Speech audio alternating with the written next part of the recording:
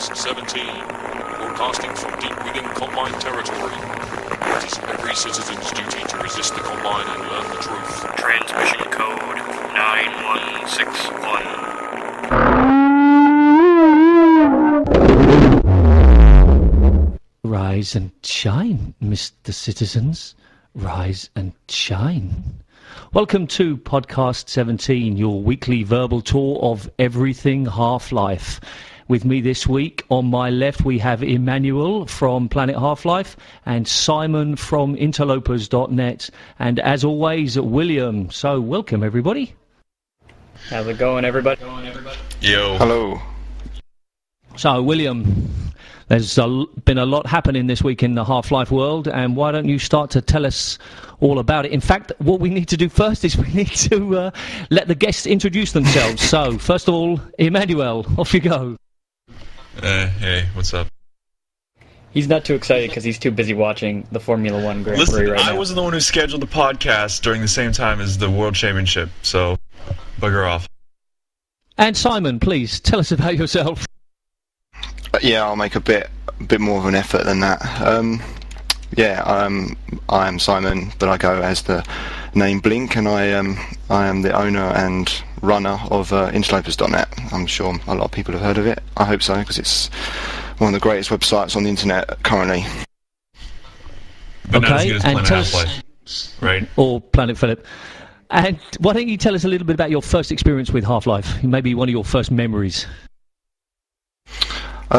Well, the first memory that sticks in my mind is when I first ever played the Uplink demo. I imagine everyone's played that, but that was the first experience of Half-Life, and that was pretty amazing. So as soon as I'd played that, I just had to get the game, and as soon as I got the game, yeah, the rest is history. From then on, I've just pretty much been addicted to everything to do with it, to be honest. I haven't played the Half-Life Uplink demo, actually, and I think that there's a Source remake, so I've kind of been waiting for that. Or Counter-Strike, exactly. Hey, I know about Counter-Strike. There's a game called it somewhere on the internet. Or as Emmanuel called it last week, the Counter-Strikes. I love that. Yeah. Well, it's plural because you have Counter-Strike Condition 0, you have Counter-Strike, you have Counter-Strike Source, and you have the people playing 1 on 1.3, 1.1, 1.0, and all the betas, so plural makes sense to me. Nobody plays Condition 0. Why did you even mention that crap thing by Total Rock? There's like 5 Asians that no one told them that, you know, there's a new one called Source, so they're enjoying themselves. Okay, we're gonna move on over to we're gonna talk about some podcast news first off before we get into Half-Life news. First and foremost, website update. We redid our top link of the banner on podcast17.com, so we'll be able to fit more links. So hopefully this week, expect to see like an FAQ section and a few more things up in there that we can provide to you guys as information. Nick has also edited the comment section. It's now all themized, so it looks really nice. So take advantage of that. You can always comment on our podcasts, and that's the best way of getting a hold of us, or you can email us at feedback@podcast17.com. And last but not least, I'd just like to say I'm a little disappointed with the number of comments we received, since last week. We got more comments on the pilot episode than we did on the second one, and there was like so much that we talked about, and really hardly anybody commented, and I'm really surprised. Well, I have to say, I'm glad that some people did, though. For instance, Mel incredibly disagreed with us with the art thing, but we can get into that later. But that's the kind of stuff we're looking for, because otherwise we have nothing to talk about, and it's just going to be us just sitting here, just talking about boring stuff. So be sure to talk smack. Yes, talk smack to us on the internet. Exactly. Disagree with us. If you feel that way, disagree with us, and then we have something to talk about. We don't want people just saying, yeah, you're right all the time, because we want disagreement. Yeah. Just like the fact that Philip plays bad single-player games, and we disagree on that. Well, I agree that I play on both. Loser. That was his comment. But actually, if real quick, Interlopers, they've focused on the Half-Life thing for a while too now. So there's 3 of us here working for 3 different news sites, right? No, I'm not a news site. He's just a content site. But you bring news about content to readers. No, I'm a database and review site. I list mods on I review them, and that's it. I don't post news about, any of the updates or nothing. I'm not a news site. Well, to be honest, the news sites only post news to fill space. People usually just come to check out the mods or see what the release date for episode 3 is. Also, just before we get into too much detail, and before I forget really, because I've been having a really bad memory, we're going to mention the forum. We have a forum set up. We're going to get it all set up so public people can post in there. So maybe if you're not used to the whole comment system, you can post in our forum. Philip is working on making all those threads right now. Could you tell your roommate to stop vacuuming? Or is that absolutely really necessary? It's off now, though. I think it's off. Yeah, it's off now. Okay. And then lastly, we apologize for last week. We had a whole bunch of Windows beeps in there. They're not going to be in this episode, and also our sound quality will be a lot better because we have an equalizer set up on the recording machine. So. Yeah, our recordist is not going to be looking at porn this time, so he's not going to get a bunch of pop-ups or anything, so he's going to wait till after the podcast. Exactly. All right, moving right along. We got some Left4Dead news. We're going to split it up. Last week we didn't really split it up in terms of Half-Life news and Left4Dead news. Now we have a new section called the Left4Dead News Dig. And since Left4Dead is coming out so soon, we figured we should cover almost all the information on Left4Dead, and we'll see how it goes on after the release date. So the first thing we really have to talk about is new Left4Dead videos. They're posted on GameSpot. GameSpot just did a huge new review of the new version of, or not the new version, the new theme of Left4Dead, which is called Dead Air. It's you play it in an airport and you try to get on the airplane to escape the city or whatnot. It's a really interesting. There's 6 gameplay videos there that you can take a look at. They're really interesting, really fun to watch. So you can check that out on the right-hand side. Did you guys hear about the World at War thing that Call of Duty's doing? They're adding a zombie mode where it's just exactly like Left 4 Dead. You play with 4 people co-op. Yeah, Nick mentioned something like that to me this week. That is the lowest thing I've ever seen a game company do. They never even announced it. They just did it just because someone else was. That's such bull. Yeah, I haven't really been paying much attention to Left 4 Dead because it's not really interesting for me. But I did watch the video today at GameSpot, and it's incredibly well done. It really is, and I'm sure that Father Gregory is the lead voice character. But I kind of was thinking to myself, they could have put this in a Half-Life universe. They could have manipulated it, and I don't know. Then I might have been interested in it, but because it was so completely separate, I didn't pay any attention. But it definitely looks hot. Well, Turtle Rock, if I'm right, when they first started it, they were of their own accord and they didn't have anything to do with Valve at the time. They were just using the engine, so it would have been a massive overhaul for them to have to turn around and somehow link it to Half-Life. So when Valve incorporated them, it could have been like a City 19 escape thing, and some of the zombies could have been similar to Half-Life. I'm not saying it should have been completely, but it could have been maybe set in one of the cities. I think it's better that it's been treated as a separate thing, to be honest with you. I think it would be a lot more difficult to tie it in with Half-Life, especially with the fact that the zombies move slower than a turtle. So I think the fact that they've abstracted it and made it a new game is probably a better idea, to be honest. Yeah, you're probably right. Plus, I think at the same time, Valve is trying to steer towards games that are not in the whole Half-Life franchise. So I think this is kind of their initial push. Yeah, I mean, so you can't keep making different types of games based around Half-Life, and I'm sure they want to be known for more than just Half-Life. So I can understand why they did it, and it's a breakaway, and they attract new audiences, perhaps. Yeah, exactly. But we will be able to play Left 4 Dead early if you've pre-ordered the game, so to speak. The early access demo begins Thursday, November 6th, which is actually in 5 days, so that's really close. And on November 11th, the demo will be made available to everybody, but if you pre-ordered it to get the 10% savings, you can get it on the 6th, which is a really big thing for those who are excited for the demo. And the demo does support the co-op, so the online play is there, so don't think you're going to miss out on anything. Why would you want to play a demo if you've already bought the game? I mean, I work the other way. I only play a demo to find out if I want to play the game. That's true, but the demo comes out before the game comes out. So they're opening that up to people who pre-purchased. Okay, well, fair enough. I presume here, is everybody here going to buy it? I've already bought it. Yeah, Left 4 Dead. Of course. Valve, Turtle Rock, who, I've always been a fan of. Zombies, co-op, sign me up. Yeah, for sure. I've already bought 4 copies. I think I will get it very soon. I just haven't got around to pre-ordering it at the moment. I've been tied up with Far Cry 2. Ooh, another good game. You have a NASA server to run that? Yeah, I do actually. Or you can be playing Fallout 3, which is also released on Steam. Oh man, I want to play that. But we can't talk about that. We're limited on time, and we can't talk about Fallout because I could be here all day telling you about how it's Oblivion 2. Okay, so and William. Lastly, on Left 4 Dead news, we have today, actually, the Left 4 Dead preview video was released. You can check it out on Steam, or you can take a look at the links on the right-hand side of this podcast at podcast17.com.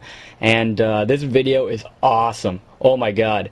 It's better than most zombie movies I've ever seen in my life. No, more than most. Like, all of them. This is an incredible intro video, and it gives you a good idea of how the game will be played. Fast-paced, helping each other out. That's what it's all about in Left 4 Dead. So, that's it for Left 4 Dead news. Did you guys watch the video? Yeah, I loved it. Yeah, it was just amazing. It sent shivers down my spine. Anyway, on to the real stuff. Half-Life news. Here we go. First up on the list is a new Dystopia update. I believe they just came out with a brand new update for 1.2. It features a couple new maps, and that's about all I can tell from the new update. So if you're a Dystopia fan, pick up version 1.2. I haven't played Dystopia in a long time. NOPK, have you been playing this? Oh god, I really wanted to like it, and it was one of the first well-done, comprehensive conversions, especially multiplayer for Half-Life and Half-Life 2, and I just could never really get into it. But as time comes on, they add more stuff. I find myself finding more fun with it. So, now I remember that and Plan of Attack were some of the first multiplayer mods for Half-Life 2 that really held my interest, even though I didn't get to play them as much as I would have liked. But yeah. I really, really love Dystopia, and the thing that got me hooked into it was the whole cyberspace thing. I haven't played it in a while, granted, because I haven't played a lot of multiplayer stuff in a while, but playing around in cyberspace and having little cyber battles while jacked into a terminal was just amazing. Running up on walls, it's fun, really good game. Yeah, it's the pure form of multiplayer modding. They've taken Half-Life 2 and completely redone it in their own fashion. I mean, a lot of people are doing the cyberpunk thing, but I think they're the ones who do it almost, I would say, best. Yeah, I would say so too. And they really came a long way. They're really one of the better mods for Half-Life 2 multiplayer. So if you haven't played Dystopia, and you want that if you really like that cyberpunk feel, give it a shot, because I think you'll be very, very impressed. Whatever happened to Plan of Attack? Do any of you guys know? I haven't. I don't know. Nope. Well, I guess nothing then. I don't pay any attention to you MP losers, so, you're in your own little world, I'm afraid. It's better than being autistic and playing single-player games. Oh, autistic. I think you should savour all types of mods there. I don't think you should restrict yourself to boring single player. It's funny you mentioned that, because after the Strider Mountain interview, I looked at that mapper that you guys interviewed, and he had something called Coastline Atmosphere, which is almost similar to the mod he's currently working on. And I thought it was just a little map pack, but this thing has really sparked my interest in single-player mods again. I mean, this is a really, really comprehensive, intricate, and really enjoyable single-player experience. I mean, right now I've gotten 3.5 hours out of it, and I was expecting it to only be like 4 levels long, but lo and behold, it's great. You guys should check it out. Actually, we'll post a link to that in the end of the podcast. Well, sure. you probably don't know, but Coastline to Atmosphere is one of the best well-known mods ever released for SP. It's probably got over 50,000 or more downloads, and you're probably looking for another 7 hours of gameplay there, Emmanuel. What? That blows me away. I never knew about it, too. I guess it went under my radar, but man, it's really fun. It's really well done, too. Yeah, it's an awesome mod. I was watching you play it, and I was like, oh no, PK's getting a single player because yeah, Nick and I were playing Decay all week on hard, which is oh my god, that is the hardest thing I've ever done in my life. If you've ever played Decay, go again, find somebody who could, I don't know, who would enjoy stabbing your hands with, because that's what this game feels like. Go into the game and type skill space 3. The game is not supposed to be played on hard, but if you play this game on hard, you will want to gouge your eyes out. But once you beat it, it's so rewarding. It's hard. It just took a long time. Anyway, moving right along on news. The ship was updated. 3 new world leader modes, 8 new player characters, a new map, fixed a whole bunch of bugs, changed some variables and all that crazy stuff you'd expect from an update. So once again, if you're a ship player, you should go check out the newest version, which is out right now. Came out early this week. Does anybody play the ship? I really want to. I mean, I've heard so much about it, and my editor tells me to play it, and just I've never gotten the chance. I mean, I have no idea what it's about either. Well, the ship is... I like the look of the style. Yeah, it's kind of a cartoony game. It's kind of like Clue, really. I mean, that's not really a good way of putting it, but you're on this ship, and you have to decide who murders who, and, you know, you kind of have to deduct it, and you have to be careful on who you kill. It's kind of more of a thinking game, and you have to put the clues together. I haven't got into it that much. My cousin got into it crazy, and I don't know, I don't understand how you play it, but I know it is kind of a deducting, find the clues type game. Not a lot of action, but when the action does happen, I'm assuming it's rewarding. I'd love to add more, but I'm watching Lewis Hamilton fight for the greatest world championship fight of all time, so... So is it like a role-playing game where you have to ask people questions and then, you know, make decisions and stuff like that? I believe so. I can't say for sure, but I know it's more of a role-playing game than a first-person shooter, let's put it that way. So it's like Clue, then? Yeah, that's right. That's the best way I could put it. It's like Clue, or maybe not Clue, but what's that game? Like, does he have red hair? Does he have blonde hair? I can't remember that board game. Anyway, not important. Moving right along, more on the updates. Tons of mods were updated this week. Holy, I haven't seen this in a while.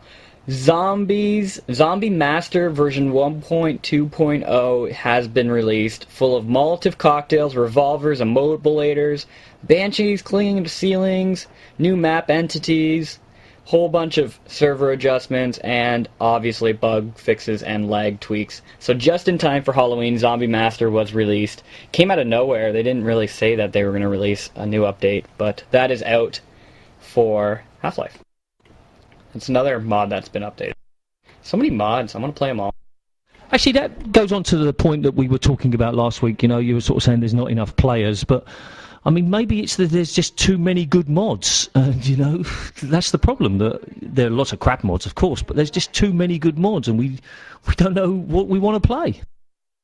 Yeah, exactly. I mean, I have all this stuff on my table, and I kind of want to play the newer stuff. I kind of steer away from updates. I want to see new games, and when there's like a huge update, you know, when they add a whole bunch of new stuff, then that's when I'll go back and play that. But it is hard. Yeah, but I mean, don't forget we've got a lot of stuff retail dropping too. So the people who enjoy the Dead Spaces and the Fallouts and all that, they're going to be having a tough time trying to time manage. Yeah, that too. This is a really busy time for retail games at the moment. It's ridiculous. Well, this is the season, right? Right before the holiday season is when they like to drop all their stuff, make the most amount of money. Yeah, which makes no sense, because then we have nothing to do for 10 months of the year where nothing drops except for Grand Theft Auto. And that's it. I don't get it. That's so true, too. There seems to be that period when Grand Theft Auto comes out and nothing else is out around it. Well, that's really smart marketing, though, isn't it? I mean, you know, put your game out when there's hardly anything else, you're going to get maximum publicity. I think mod developers should start thinking like that, too. Maybe they should start getting a little bit more marketing minded and start pushing their stuff and strategically releasing updates and all that. From what I've seen, we just get emails of, hey, put this on your website, but you know, they don't strategically place it during any time of the year or anything, so that might help. Yeah, it doesn't help though that you get these to be released dates from other mod developers, so you don't really know when other mods are coming out. So you're all in this mysterious limbo. You don't know when one thing's coming out over another. That's always an issue too. I posted an editorial on Planetphillip a long while ago, which suggested that the major mod makers should actually form a group where they agree a timetable of releases. Of course, you can't say on 2 o'clock on Wednesday mine's coming out, and then 4 o'clock on Thursday the following week. But you can sort of say sometime within this week I'm going to release an update or something, so that they spread out the attention, because there's bound to be a time when 2 really good mods are released, and at that point they realise that they are competitors in a way. They are competing for players' time, not money, but their time. And if they work together, they might get more players and more exposure. That sounds a lot like General Mao's perfect vision of a great world, Mr. Communist. I'd be careful what you say there. No, I'm not suggesting that everybody's limited, but I'm suggesting some cooperation. That if a group of developers can say, "Oh, okay, yeah, we're going to release on this date," the other group say, "Okay, well, we can wait a little bit longer and we'll release then," instead of 2 at the same time and then not getting enough exposure. I really think that is a great idea, because there are tons of mods this week that came out, and I probably won't be able to get to any of them. I mean, there's all these mods that we're talking about, and unfortunately I can't elaborate on them because I'm too busy playing stuff from, last week, what we were talking about last week. So I'm always like that, and I'm sure there's the majority of people out there are like that. They want to be able to play everything, but, you just get all this stuff dumped on you, and there's no time in the day. Yeah, and you also forget. I mean, I'm sure that I have a folder somewhere full of SP mods that I said, "Oh, okay, I'll download that now and I'll play it next week." But I forgot because something else came out. Yeah. We have real lives too, so that gets in the way as well. I think it's going to be tricky for them to do something like that. I mean, if they've just spent like 6 months developing a mod, like all they want to do is get it out there to the public, and I think having to hold it back for 2 weeks or something, I think that would be hard for people to take. With that said, though, I'm wondering how the populace of Half-Life players distribute, so to speak. Are there a lot of people who like to play everything, or are there just a lot of people who like sticking to one mod? Because like you said, say the next news post is Insurgency with an update. I'm sure there are tons of people who play Insurgency that wait for these updates. I'm sure a lot of those people don't play other mods, so they would feel really, really neglected if Insurgency, say, delayed an update because they didn't want to, fight with, say, the Portal Prelude that also came out this week, the Portal Prelude update. So, is there more people out there who play everything than there are people who just play one mod and stick to that? I think we should just leave it be. I mean, hopefully so much stuff gets pumped out so often that it's going to bring more people. You know what I mean? So, I mean, if there's more people who with different tastes per person, then pumping out as much news as you can is not a big deal. And I think the news sites, I think Simon understands. Sometimes you get absolutely nothing for months, and you have to just kind of make stuff up. So, the more news is best. I don't care. I think whatever comes out should come out. Well, I wish you'd make up your mind, Emmanuel, because about 5 minutes ago you said that you wanted people to think, more like developers and structure the things, and now you're saying that it should just come out, when it comes out. What do you want? Well, you can't have both. I'm saying that it's fine that stuff can come out whenever they want it to come out, but for mod teams that are struggling to get people to pay attention to their mod, they should probably do the same thing that Flare was doing and DipRip was, and structure their updates and get whatever they're called, the PR people or whatever. But otherwise, from my point of view, I don't care. I mean, the more news, the better. Well, that's coming from a person who posts news, so I mean, you want content on your site, right? Exactly, as much as possible. What would you prefer? You'd prefer 10 pieces of news on one day and then nothing for the rest of the week, or 2 or 3 pieces of news every day? Of course, stretched over the week. But do you really think mod developers would get together on that? I was just gonna say, I think it would be really, really hard to do for mod developers to cooperate like that. Yeah, I agree. I wasn't suggesting everybody gets around the table, but imagine that you've got 2 mods that are very, very similar, maybe 2 SP mods, and those guys could say, okay, well, let's just talk about this. How best can we work together? We want to maximise the number of players. Yeah, for sure. Okay, before we get too much into this, I want to cover these last things. Oh, go ahead, Simon. Sorry, I just want to add one more thing. I think, particularly from the news side of it, I think a lot of news sites spend a long time posting things like Steam beta updates and new retail games that come out on Steam when, I try to avoid that stuff because it's not really relevant to the actual Half-Life 2 scene, and I think that kind of news can push mods out of the way sometimes because you feel like you've got a lot of news to post, but if you concentrate on the mods, I think it can all be posted up there. Oh, Simon, I agree wholeheartedly with you, man. I wish we could do that over Planet Half-Life, but if stuff just gets so stale, we can't cover Left4Dead now, so we have to get every little bit of news about Steam or Half-Life, whatever we can on the front page. But I've had times where I've posted a huge update about a mod, and then I've had another news editor come in and bump it down just because Counter-Strike 1.6 got a minor update so that 15-year-olds now can play in 1 frame per second faster. I see what you're saying, and I agree. Yeah, for sure. Okay, babe, like I said, though, Insurgency came out with an update. They're up to 2.2, 2.1. They're calling it 2.x. I don't know what that even means. To be honest, maybe they couldn't decide on a name, but there's tons of updates here. Obviously, a whole GUI fixed a whole bunch of bugs like usual, but the map updates are huge. Tons of new maps. They fixed a whole bunch of glitches. So I believe that's available through Steam because Insurgency is available through Steam. So I think you can just pick it up through that. If you can't, I could be wrong. You can pick it up on the Insurgency site. That is also on the show notes. So, well, quick, what do they have left to add? They've done the realism thing. They've added the weapons. All they have left now is maps, right? And making it run better. Yeah, I think they're just in the optimization stages and bug fixes, obviously. And like you said, maps. This whole update is about maps. Huh. All right, moving right along here. Just real quick, some 2 mods have been updated that we talked about before. First off is Portal Prelude with 1.1.0, 80 bug fixes and slightly easier first levels. So I don't know if I'll still pick this up. Slightly easier doesn't sound too appealing to me, even because the game was extremely difficult. But maybe if you just missed those jumps once or twice, then maybe pick up 1.1.0 and have yourself a ball. Try to play through the game again if you're really into Portal. And lastly, the Trap version 1.2 was updated. I haven't played version 1.2 yet. I'm assuming it's just bug fixes. But other than that... And Phil, you want to talk about Kreedz real quick? No. You go ahead with Kreedz. I want to talk about something that's kind of related to it afterwards. Okay, well, Kreedz is next up on my list, actually.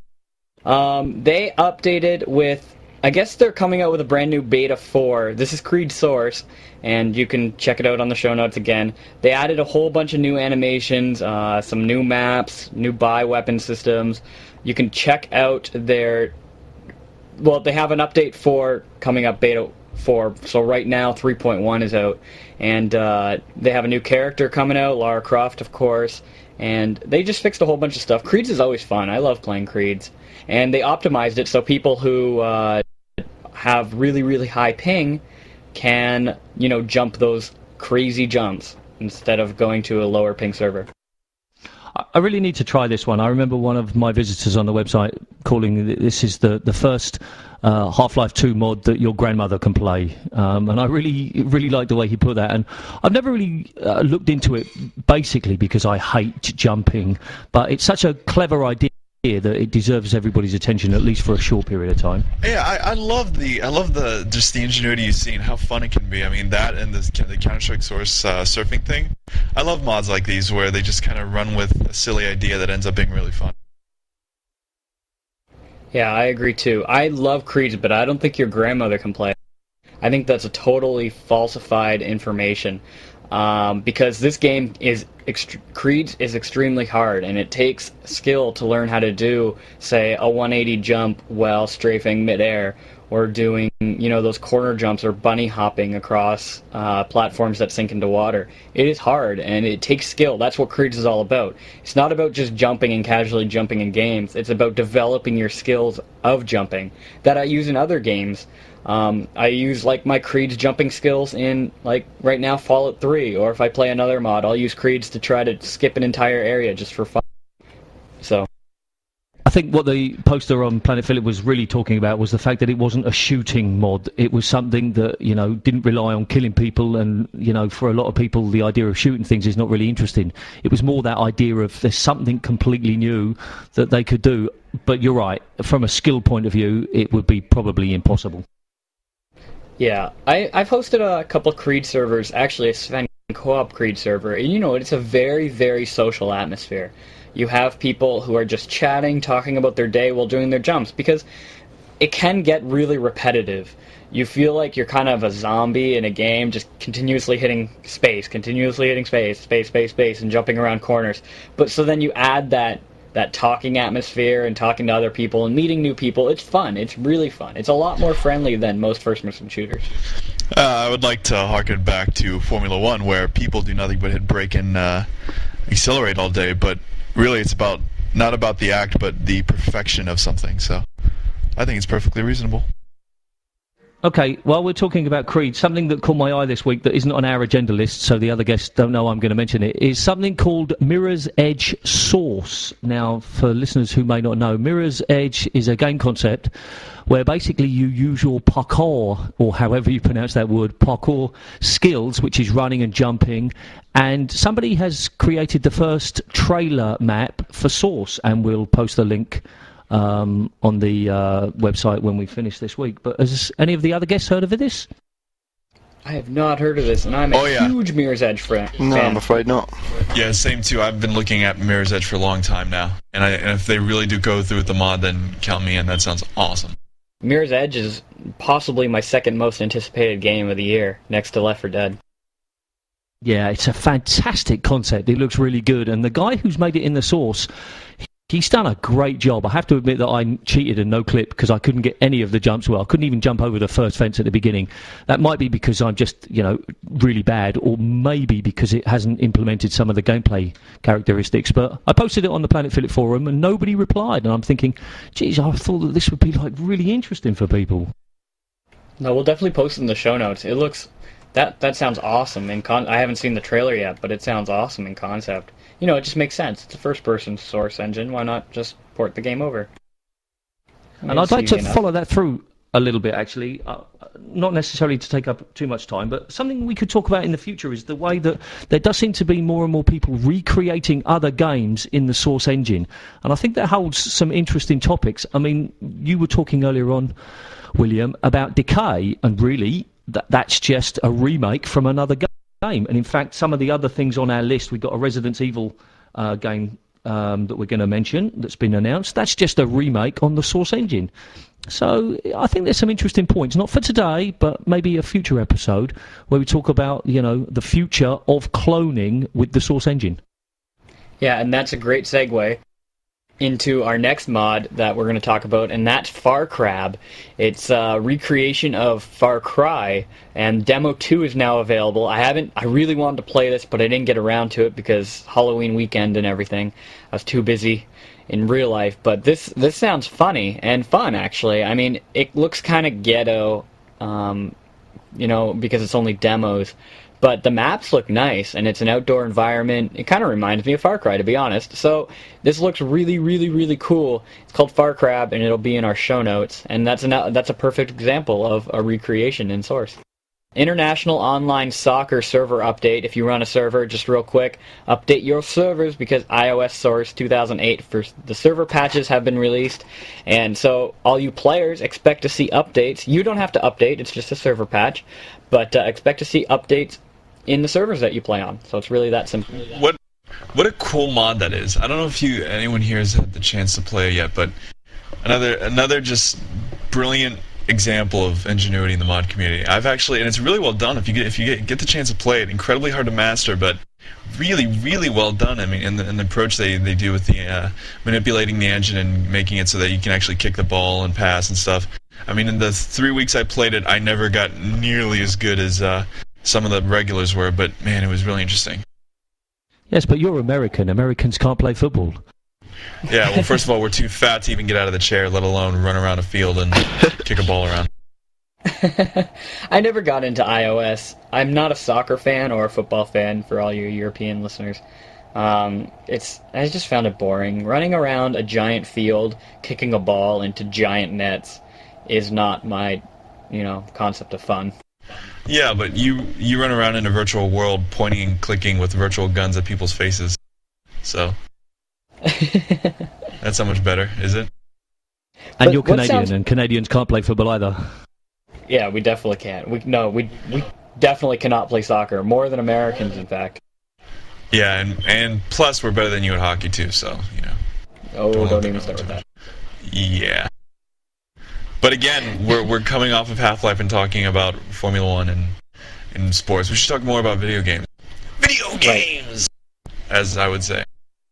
Here's one mod that I am anticipating insanely. It's called Curse. It's for Half-Life 2, and they say they're going to come out Q1 2009. They released some gameplay videos. It's kind of like an Egyptian puzzle game, it almost looks like. It doesn't look like there's a lot of shooting, but there's a lot of magic involved, and you have to do these sort of puzzles to get to the next chamber, so to speak. I mean, there are pictures of concepts of mummies, so I'm assuming... Oh, there are mummies down here in the concept arts.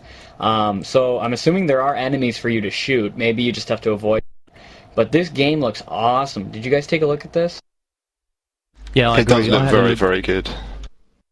I noticed it a couple of weeks ago. Somebody posted it on the PP forum, and I had a look round. I thought, oh, that's good. I mean, I really applaud that kind of ingenuity where people, take the source engine and say, okay, let's make something that will interest me. So it looks interesting. Yeah, and even something as simple as the door puzzles, where you have to use, it's essentially a grav gun with a different model. It's just your hand.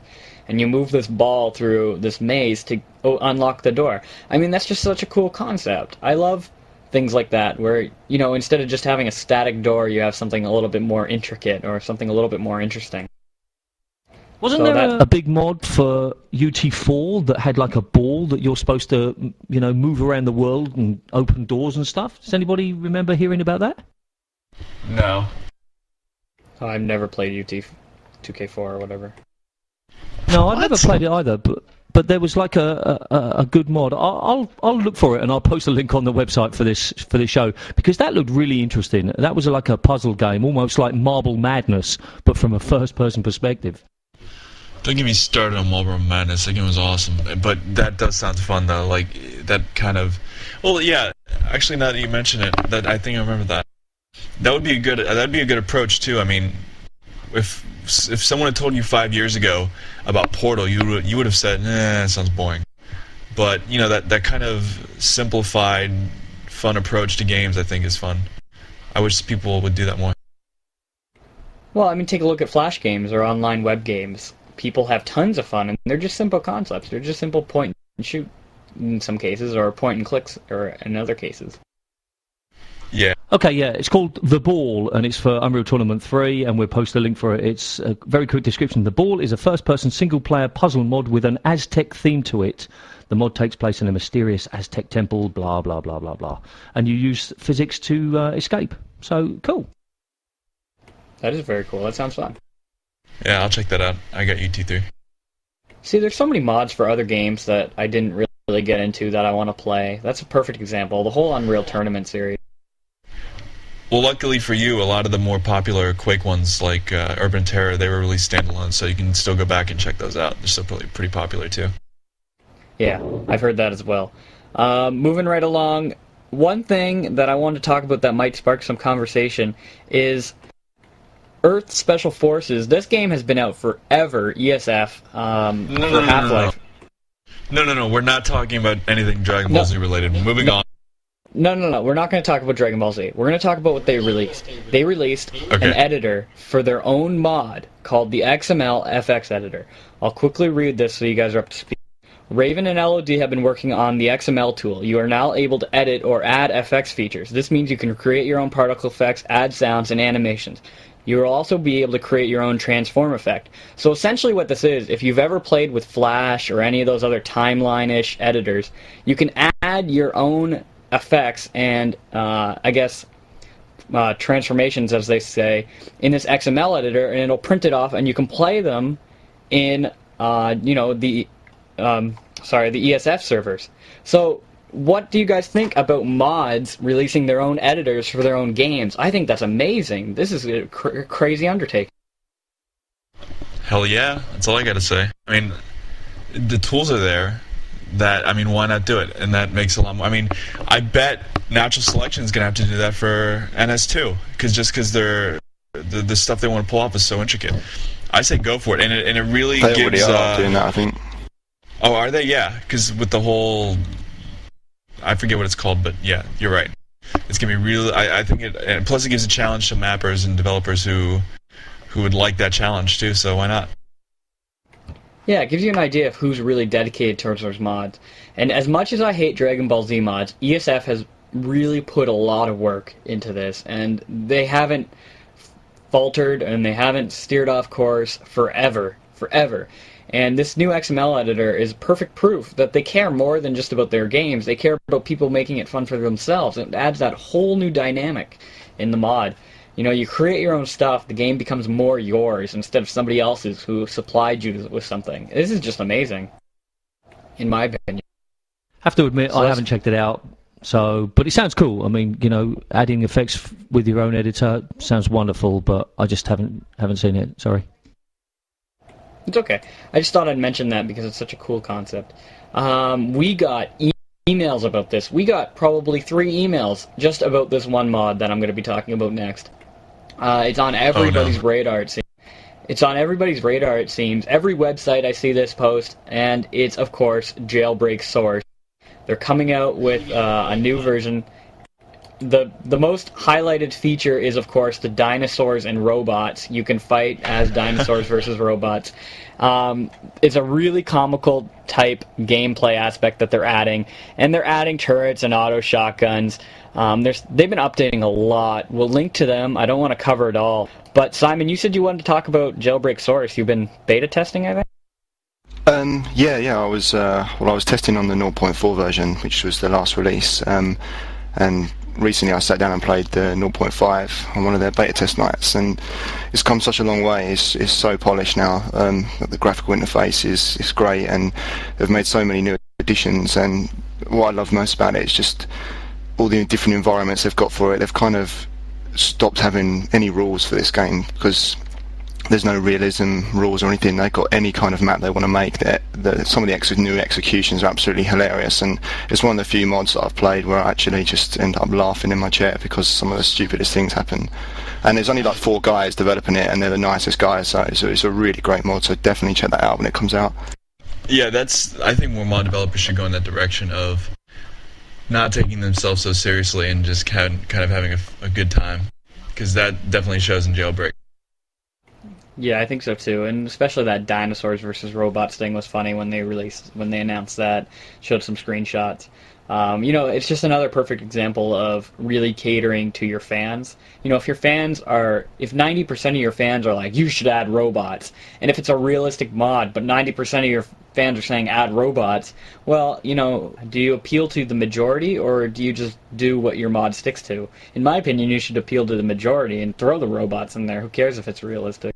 Yeah, but the creative types are so stuck up and full of themselves that they want to create their vision so badly that they will gladly not have anyone play their mod or game or whatever. I have the misfortune of knowing 1 or 2, so... I agree with them too. I think that when you make a mod, you make it for yourself.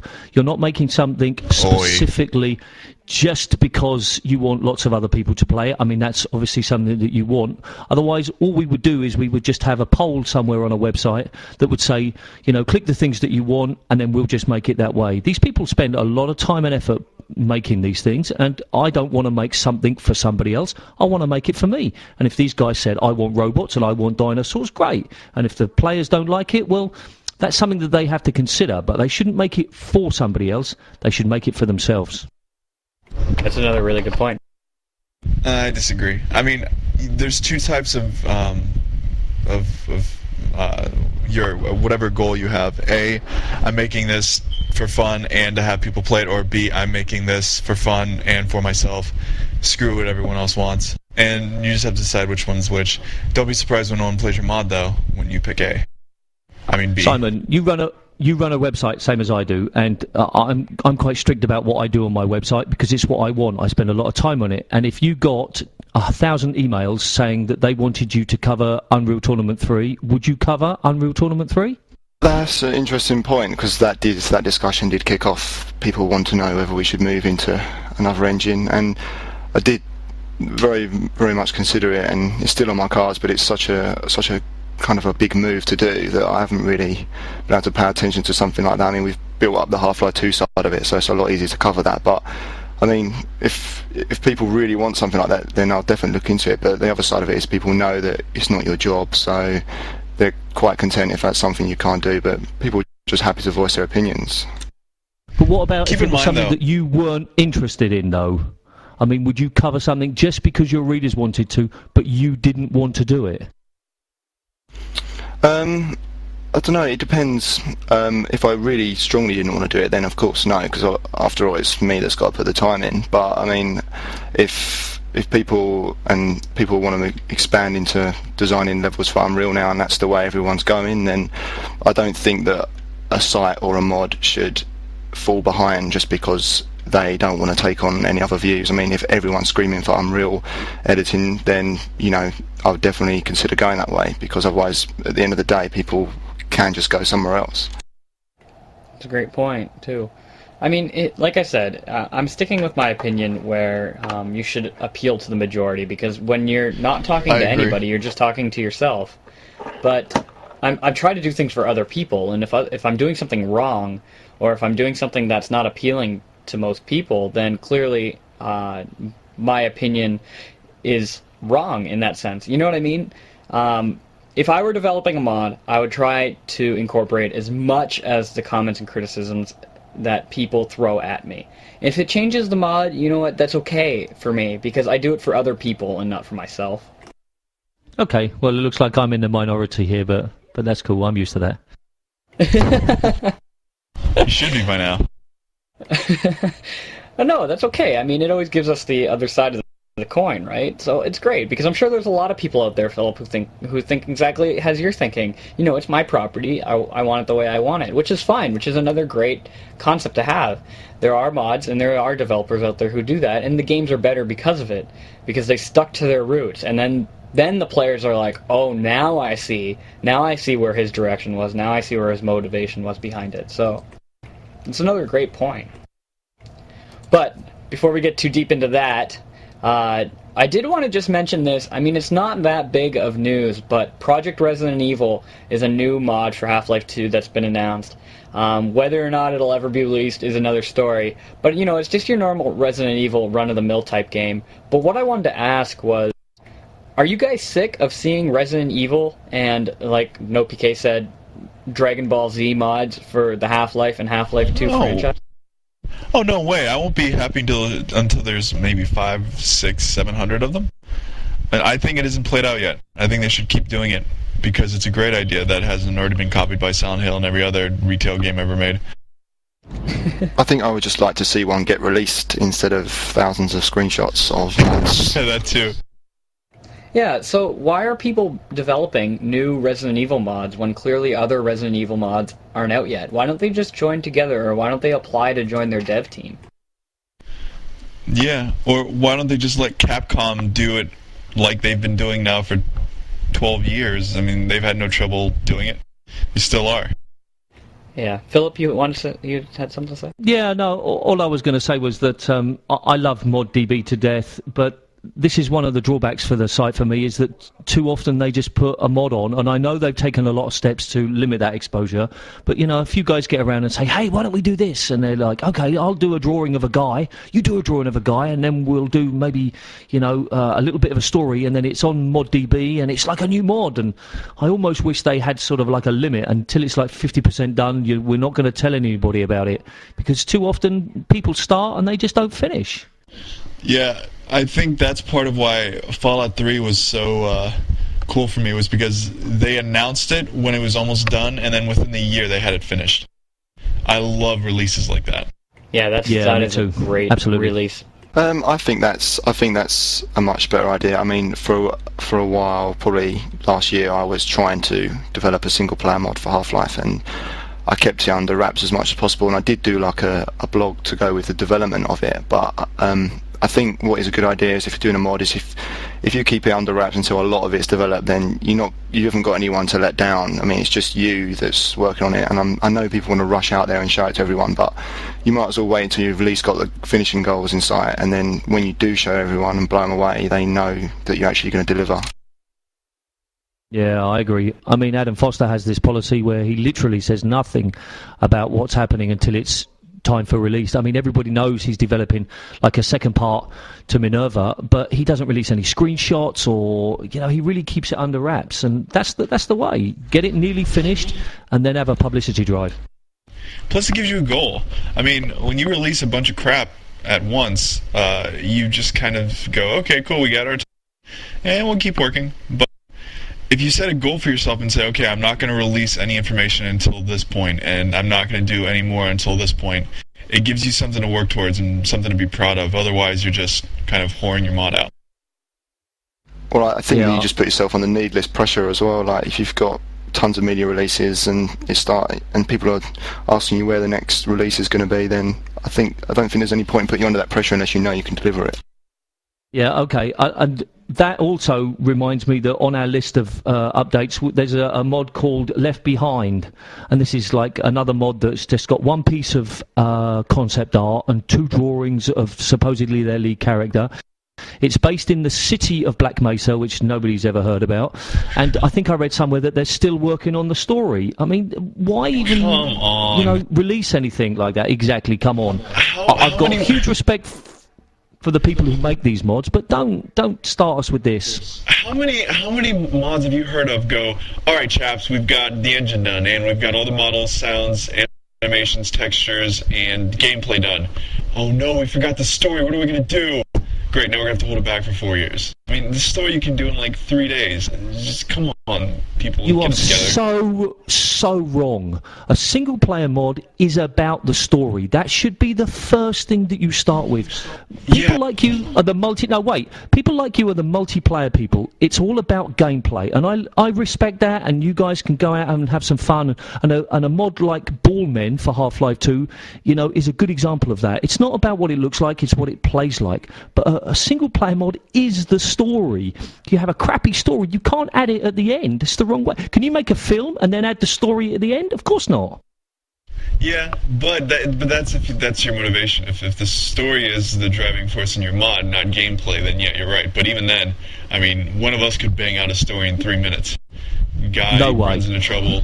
Yeah. You could bang out a crap story in 3 minutes, just like I could do a Stickman in 2 seconds. Okay, then give me one mod whose story was actually good and intricate, and it wasn't just there for filler. Okay, Minerva, The Citizen. It was all text. Coastline to Atmosphere. We're not talking about storytelling techniques. We're talking about story. Yeah, but and maybe Minerva that's not the fault of the developer. No. Separate dialogue from story. We're not talking about storytelling techniques, we're talking about a story, a reason for the events and the character to do what he's doing. Alright, here's Minerva summed up in 3 sentences. You're a bad guy.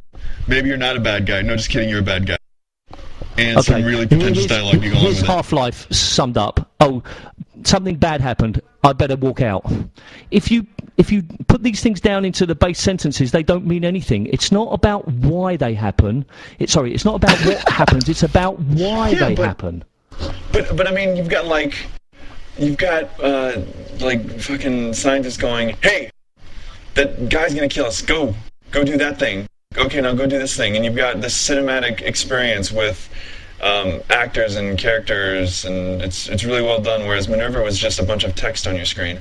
And then Coastline and Atmosphere, I've been playing it for 4 hours now, and I still don't know what's going on. I'm just climbing a mountain. I don't know if he likes the mountain or if he wanted to go for a picnic or what.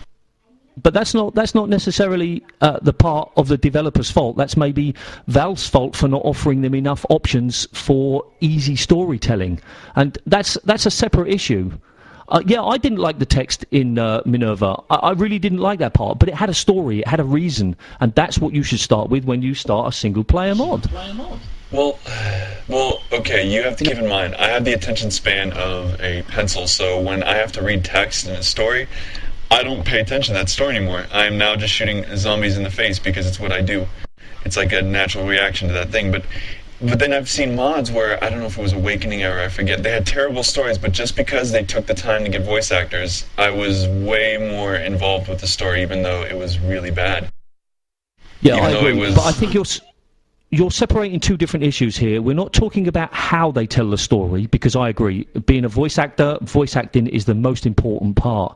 We're talking about whether there is a story, and is it possible to build a really good single-player mod when you add the story after you've built it? No, I don't believe that.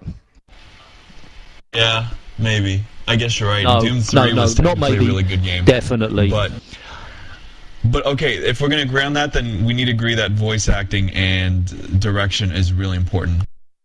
Yes, and hopefully in the next few years, we'll get more people from film backgrounds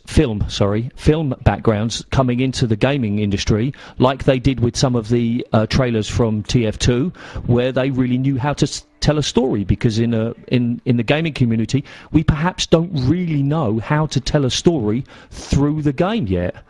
But anyway, Emmanuel and I will probably carry on this conversation afterwards. What I would like to do now is I would like to introduce Simon, aka Blink, from Interlopers. He's been part of the conversation already, but let's talk about your website first of all for a little while. So Blink, tell me about Interlopers. Pretend that I've never even visited it before. Right, well, okay. It's primarily based around editing levels for the Half-Life 2 engine. It started, it's been going 4 years now, which is quite a long time for a website. It's grown significantly. I mean, in terms of what the content on there, it's all community submitted. A lot of the tutorials are on there, just are given to us from people in the forums, so it's a very much community-based website. We're quite strict on being constructive to people new and old. There's none of the just shooting people down because their map skills are not very good, like you see on some forums, and I think that has helped to attract quite a good crowd to us. We've recently got quite a few industry people hanging around the forums now, which is great, and they're always there still cheering on people that are just taking their first steps. So I think, to sum it up, if you've just started getting into Half-Life 2 editing and you want like a friendly place to go that's full of really clever people, much cleverer than me, and great tutorials, then it's definitely the site to go to. When you developed Interlopers, you mentioned about your forums, and I'm taking a look at your forums now, and there's something up to 62,000 posts in any given board. And when you developed Interlopers, did you say you wanted to develop, or did you say to yourself, did you want to build a site for the listeners to talk, or for the readers to talk to other readers, so a forum-based site? Or did you start off with kind of a news outlet site? Or, with that said, is the news kind of a subset to the forums? Like, what's more important to you? Is it the forums or the news? Yeah, good question. I was exactly going to ask that one.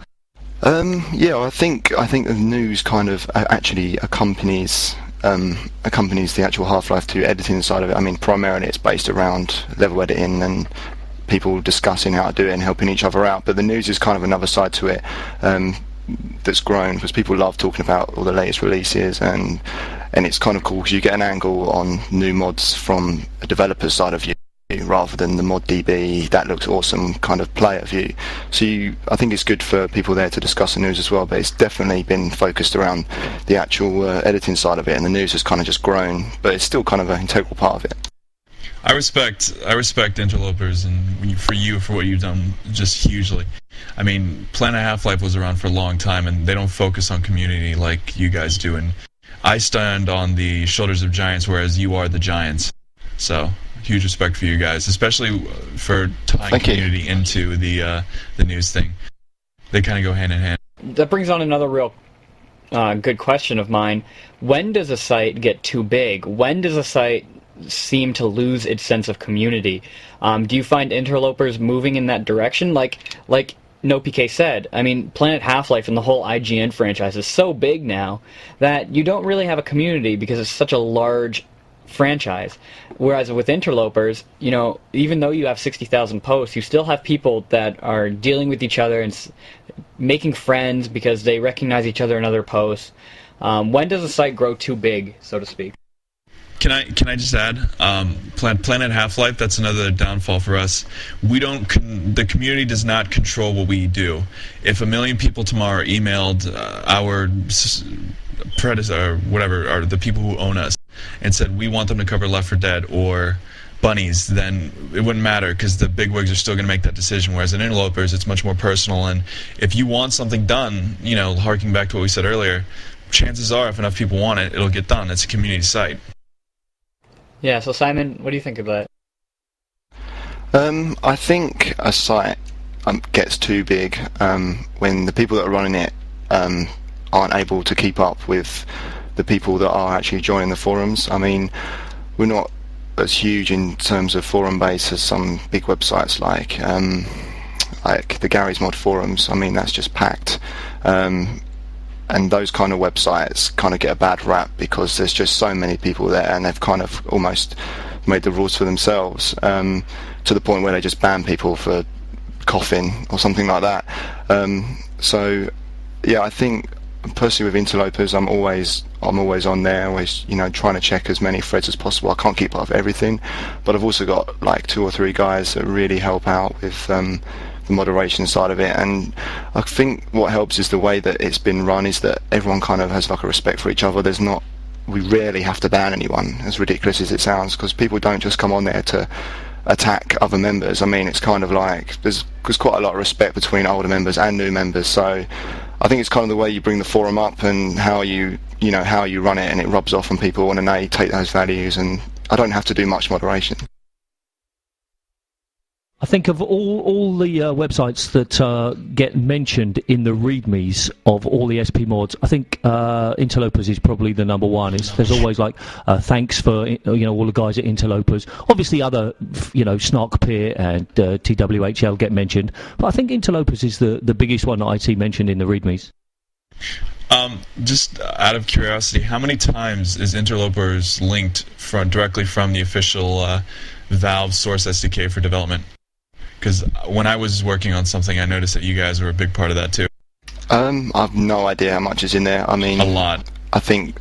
Oh, right, okay, that's great then. Well, I don't go over there much. A lot is the answer. My other question is, how do you make a website so friendly?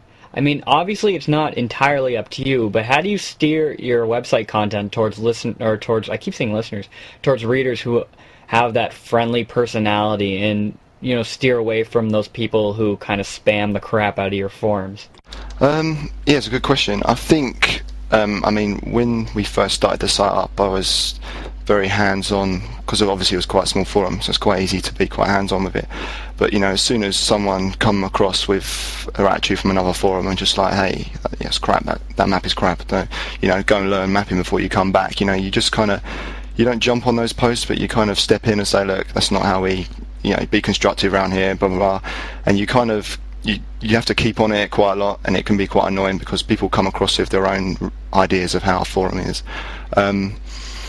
But eventually the people that become regulars pick up on that, and then they will start to do that themselves. I mean, I see threads where it's been 2 pages before I've managed to step in, but everyone else has been saying like, hey, there's no need to be like that, whatever. And it's quite impressive to see people actually taking up those values without me having to step in every time and edit threads and delete threads. So I think it's just keeping tabs on how everything works and making sure you've got a presence on the forums all the time.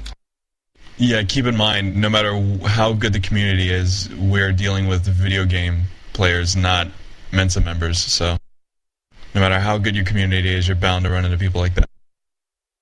Yeah, and as Simon says, you just set the tone, and those kind of people, they see that they're not welcome, so they go somewhere else, maybe like Gary's Mods forums, where they can do and say anything they want. So by setting the tone at the beginning, you're sort of setting the situation thereafter.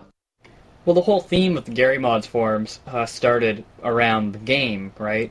The game is kind of quirky, the game is kind of weird. I mean, you have fun, you make your own little creations, you can be stupid, you can be funny. So I think that reflects in the forums, where Interlopers is sort of a site for people to help other people. That's, as soon as you get to the site, you notice that almost immediately. You see at the top there's articles and tutorials, and even the way the news posts are written, it seems like there's such a very advanced form of academia like behind the posts. So I think that rubs off in the forums. So how you display your content is another way of, I think, swaying your readers and how they enact with your community as well. I definitely agree with that. I mean, you go to some websites and all the headlines are written in lowercase, you know, as if they're just talking to their friends. I mean, you have to kind of maintain a certain level of how you talk to people on your website, and you know, it sets the tone. If you're just typing a news post like, "Oh, I saw a well good mod, check this out," you know, people will go into your site with that kind of attitude. It's all about first impressions, and it sounds really complicated, but it's kind of just gone that way accidentally. So what does the future hold? The future, well, I guess we're just going to carry on doing what we're doing. World domination. Posting more tutorials. Well, yeah, there is that aspect of it, but I wasn't going to tell anyone about that. Yeah, I mean, it's kind of just sitting quite well at the moment. I've not got any new features to develop. I mean, we recently brought out the portfolio section, which was a great addition, to be honest with you, because it gives people a place to post all their map screenshots up, and they can link it to employers or mods and sections like that. I think really, I don't know of any other websites that have got something like that, but for the time being I haven't got any new sections to add. We're just kind of chugging along. I think when Left4Dead comes out and a lot of the new big mods come out, you know, we'll see a lot more people bussing around the forums. So it's a good future at the moment. Hey, so just out of nowhere, if you don't mind, are they going to be using the same development tools for Left4Dead that you find in Source, the Source SDK and all that? Yeah, I'm pretty sure that it'll just be a modified version. It is all developed on the Source engine, so I'm sure that eventually we'll get a version of it in the SDK and tons of new entities to play with, but the essentials will be there, so we'll probably open up a Left4Dead section at some point. I mean, I noticed the tagline is Half-Life 2 news and tutorials. I mean, in a way, what you're saying is that it's really becoming a Source news and tutorials, isn't it? Because you've got some TF stuff on there as well, as I think. Is that right? Yeah, it's a little bit of everything, but I had to kind of try and pick a tagline that was quite descriptive for people that first visited the site. And it kind of struck me that some people might not realise what Source is, so I went with the obvious and said Half-Life 2. But that's purely because all the games are based around the same engine as Half-Life 2. But yeah, it's a bit of everything, which you suddenly realise when you start poking around. This portfolio section that you mentioned is really great. I believe ModDP tried to do something like this with their help wanted list. That may not be the exact name that they called it, but they had a system where, you know, people could post what they're good at, and then that's where people would go to hire people for development. But it looks like you can even use this for professional hiring, and other people can rate their skills in terms of what they've already created and what they have out there, and you can look at their history and what they've worked on. It's really great to go through this list and see some of the top portfolios essentially listed on this site, because you see the correlations of what people have worked on. You see, oh, this guy worked on this mod, oh, he also worked here too, that's really cool. You don't get that much exposure that much in the community in terms of the mod development. So this portfolio thing is really, really cool. I urge everybody who's listening, if you're a developer, get yourself on this portfolio because it's really cool. Yeah, it's been a really big hit. I mean, it's nothing to sign up. You just dive in and start posting portfolio, do it however you like. It's just been a really popular section. I must give a shout out to Zombie at Computer for helping me develop that, because without his genius PHP skills, it would have been nothing. So. I hate to pimp PP all the time or stuff that I've written, but I wrote an editorial, I can't remember exactly, which was called MapBook, and it was basically the idea of taking Facebook and making it for game designers, and everybody has their own page and they can chat about whatever they want to, and it's like a portfolio site but not just for Half-Life. And I'm looking at the portfolio section now, and it's fantastic. And if that was extended to not just one engine, but everybody's engine or everybody's skill, it'd be like a really great place to hang out. Yeah, I mean, there's also the chance that Interlopers might expand into other engines one day, but at the moment, we're kind of sticking with what we know best. So, but maybe one day you might see some Unreal on there. It's definitely a plan of mine at the moment, but as usual, it's finding the time to set it up. Yeah, that's always the problem, isn't it? Okay, so with everybody's permission, we'll move on to this week's Blast from the Past, and this is a mod called Das Roboss. So before I introduce it or anything, has everybody played it, first of all? I definitely played it on hard, as I usually do. It rings a bell. Definitely rings a bell. Emmanuel? Megatron. Didn't get the chance. No problem. So, I mean, the reason this is a blast from the past is it's probably in my top 5 mods, and the designer has done a really good job of giving a good balance between exploring with complicated layouts and the right kind of action. It has a kind of a Black Mesa feel about it, and I'm a huge fan of Black Mesa. And it's quite long as well, and there's a lot of new content, and the ending is just fantastic. What did you think of the ending, William?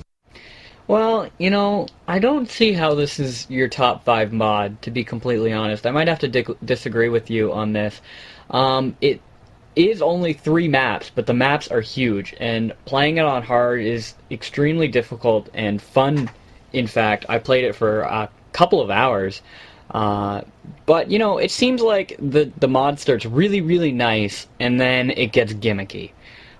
Towards the end, I know you love the ending. Okay, we're just going to say right now, spoiler alert. So turn it off if you don't want to hear the ending, although it's about a robot, so whatever. At the end, you get in a robot, and it's this really gimmicky, blocky robot, and you basically push a button, and it moves forward, and you're in this robot, and you essentially have to escape.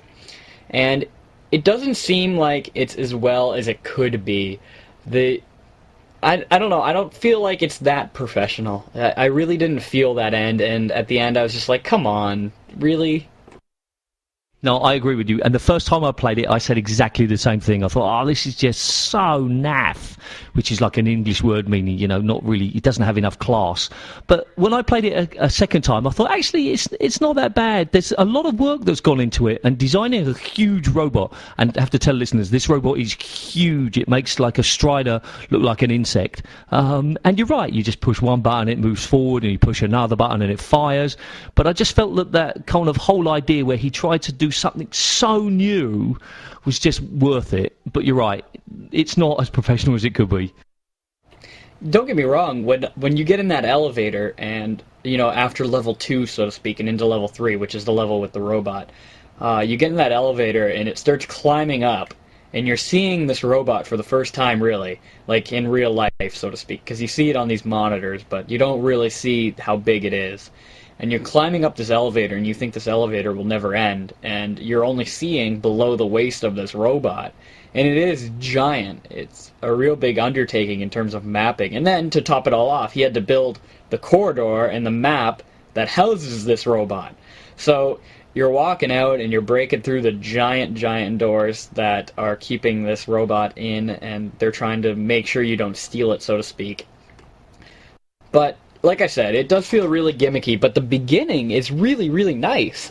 The maps are so interconnected, or one map, I should say, is really interconnected. You see the same areas a lot, but you're overlapping a lot. It's really fun.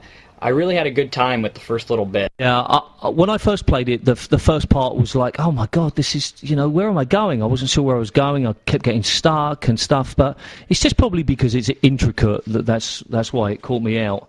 And also, it, as I said earlier, it reminded me of Black Mesa, and I'm in love with that place already. So. Yeah, exactly. Okay, well, nobody else played it, so that's a shame. But hopefully listeners will look at the link on the side of this podcast and they'll give it a go. And I recently updated the PP post because it had some small images. So I played it again, posted all the latest images, so you can have a good look to see whether you want it or not. we're talking right now in chat about skipping over the question, which is next, but I don't think we should, because it ties into what we were talking about earlier. And take it away, Phil. I don't want you to skip over this. Just read over the question and talk about the history behind it this week. Okay, so this week's question that we're going to be discussing is: should beginner developers release their first maps? Because actually on Planetphillip this week, I posted a map called Low Ammo, which was a first map, and it was horrible. It was atrocious. And was it a waste of time? Well, yes, in many ways it was a waste of time, but the only reason I post them is because I want Planetphillip to contain every single playable map. So I post them because that's my goal. But really, should you play them? No. What about the rest of the guests? Do you think people should post or release their first maps? If they're at least remotely playable, they should. But this, I posted my comment on Planetphillip after playing it, because I come from a background where I want to play everything. I want to play every map. I want to play everything that's released. But if you're releasing this map where you're just playing with how to build a brush wall, or you're playing with lights, don't waste our time. Please, do not release this stuff. I have enough to play all week, and I don't want to be cluttered with this sort of stuff later on in the week. Of course I could avoid this, and of course you can tell from the screenshot that it's a first try map. But as soon as this stuff is released on the internet, I have that urge. I have that addiction. I want to play it. I don't care if I know it's a first try map. I know I'm going to be pissed later on. I know I'm going to feel like I just wasted my time. But because it's out there, I feel like I don't want to miss it. I'm always asking myself, what if somebody's going to talk about it later? I need to know about this right now. And that's how I feel. And if you think your stuff is not worth it, or if it's just a tech demo or nothing very good to scoff at, then share it with your friends. Don't post it on sites like FPS Banana or, the Snark Pit, or even don't submit it to sites like Planetphillip, so to speak. I really don't think it's worth it. Just ask a couple friends, or ask some forums. Forums are great for that, but not on public releases, or don't do any sort of press release. In fact, Interlopers is the best place. Yeah, if it's playable, go for it. Why not? If it's actually playable and someone can go from beginning to end, why not? I think it's great that people can kind of compare themselves to other people as they were starting up. I would have loved to, if I was a mapper, I would love to see what, Dave J or some of the better multiplayer maps out there were making when they first started, just to kind of compare and see, where you are, and why not? I think from a historical point of view, it's actually quite interesting. If somebody releases a series of maps over 5 years or something, it is nice to look back and say, oh, look how it developed. But really, this was like a room with a corner and almost nothing else. You have to define the term playable, and it's playable in as much as there's one weapon and at least one enemy, but beyond that, it wasn't. Yeah, there wasn't even an end. You say beginning to end. When I have to go into console and type quit because the map doesn't end itself, that's my number one pet peeve. I hate games that don't end. Whether or not it's like a horde map where, you get a whole bunch of ant lines thrown at you, that's the classic situation. Let's see how long you can survive. I still want it to see it to end because I want to reach that goal, so to speak. I hate horde map styles. But this first try, what you're saying about getting it up to see the nostalgia of it, that's what personal portfolio sites are for. If you're a mapper or even some form of developer, you should have a website up, and you should have kind of a chronological set of everything you've developed so people can go back. Don't release this publicly. That's there's a difference between putting it on your personal site and submitting it to a site like Planetphillip or Planet Half-Life for that matter. Yeah, I should stress that nobody submitted this. I have 1,500 maps, and probably about 5 of them have been submitted. I go out and I find them on various websites, and so nobody submits them. But one thing I do want to point out is that we're not knocking the fact that you've made something. We're knocking the fact that you really shouldn't be releasing it. Please, please, please, whoever made it, keep making them and keep releasing to your friends, and keep visiting places like Interlopers and getting comments from other mappers, but don't stop making them. Just don't release something that really isn't worth it. Yeah, thank you. I'm not trying to shoot this down. For a first map, it is really, really great for a first map, right? Obviously there's better maps out there, but there's a workaround, or there's you can see somebody thinking out the map design and making interesting corridors and interesting situations. So the first try is there. So please do not falter from making maps just because we're telling you your map shouldn't be posted. I just want to make a quick comment on that. I mean, we see that a lot at Interlopers, and I mean, generally, a lot of people at the moment say, never release your first map or whatever. But there's two sides of it. I mean, if you've just made something, I mean, you straight away want to show everyone on the internet you think it's the greatest thing you've ever made, even if it's a square room with a barrel in it. I know the feeling. But I think the happy medium is just to post it as an under construction map, stick it up, just get some comments on it. Don't actually release it, but by all means put it out there under people's eyes and get some comments on it from people that know what they're doing. Yeah, release it so you can get feedback. Even something as simple as like a box and a barrel inside, you could be using some techniques that aren't good in terms of rendering the engine or whatnot. The way your brushwork intersects with each other, or the way your barrel spawns from the top of the map and hits the ground when you load in, like different things like that. Something as simple as a box with a barrel can have an infinite amount of comments, but if it's not a playing map, then don't release it. I think that's basically the conclusion. Okay, so we'll move on to website of the week, which this week is a website called 3D Shooter Legends, which is a collection of demos and very difficult to find older FPS games.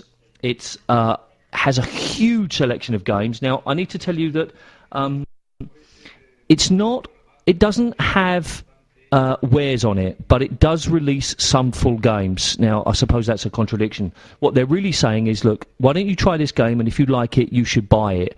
But that's probably only, less than 5% of the content. The rest of the content is just really difficult to find demos and trailers and stuff like that. So that's highly recommended. Any of the other guests taken the time to visit that site? No, but you can bet I'm going to be going. I'm looking at it right now, and it's so cool. I don't know if you guys remember, but, the site is crap. Absolute crap.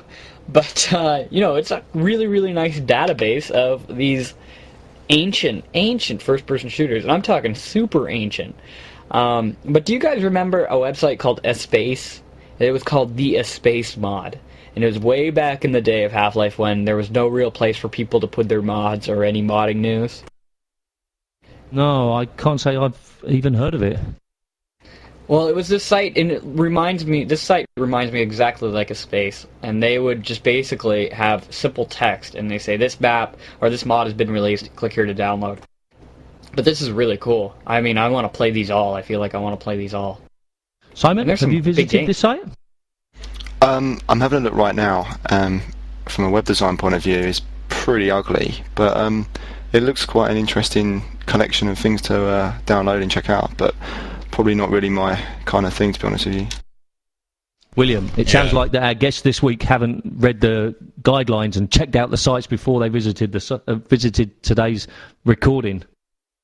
Well, we had Halloween, and I'm half washing the race, and I wanted to, But I was washing my hair. It was terrible. Yeah, now my cat's meowing, and I've got to look at it. I'm busy. Next week, though, count me in. I'm going to be all over that. But it Halloween sounds has awesome. Killed me. The site is pretty cool, and it's a huge endeavor.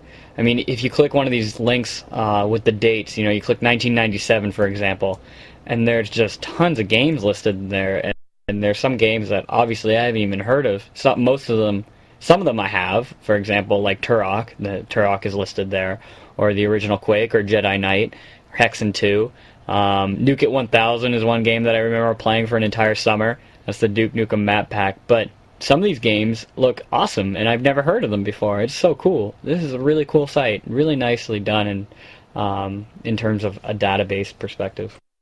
Yeah, I mean, the oldest dates, they go back to 1991, which, in gaming terms is like archaeology. I mean, it's 17 years ago, and there's games like Catacombs 3D and... Yeah, for sure. The very first instances of first-person shooters like Wolfenstein 3D and everything that came out with that game, so to speak. The Jurassic Park first-person shooter. It's just amazing. Yeah, I'm looking at Spear of Destiny, and I'm pretty certain I've got one of those boxed downstairs in my basement. It'd be interesting to go through this list and compare to my actual boxed versions. Yeah, this site's cool. Everybody should check it out if you're like kind of, gaming nostalgic person, so to speak. Okay, so time to bring this episode to a close. I would like to thank William and Emmanuel on my left and Simon on my right. It was great being here, and I look forward to watching the rest of this. Seeing you guys next week, if I'm there. It was a pleasure. If I'm there. Well, thank you, everybody. I mean, Emmanuel was mostly on the Formula One race this time, but he was here at least Go for Hamilton. some of it. Thanks to all of our listeners, and remember, please visit our website for the latest details and hopefully a forum. And if you have any feedback, you can leave that on the comment section of this particular podcast, or you can email us at feedback@podcast17.com. Don't be shy. It's important that you comment, even if you just say that Philip has bad teeth or I'm annoying. Just be sure to say it. Those things make a difference. They do. They really do. If you have any comments about the website, we take that into account extremely because our web developer, Nick, has been doing a really good job. So if you have anything to suggest, we will definitely try to put it in there. Yes, exactly. We listen to our readers, just like the Simon from Interlopers. Now, next week we have scheduled Stenchy from ModDB. He's going to come on here and join the discussion. And we also have a developer called Crowbar Scar, who was the author of Union. So if you're interested, stay tuned for next week's show. Thank you for listening this week. And final comments, William? No, that's about it. Check out www.podcast17.com for all the information and grade it.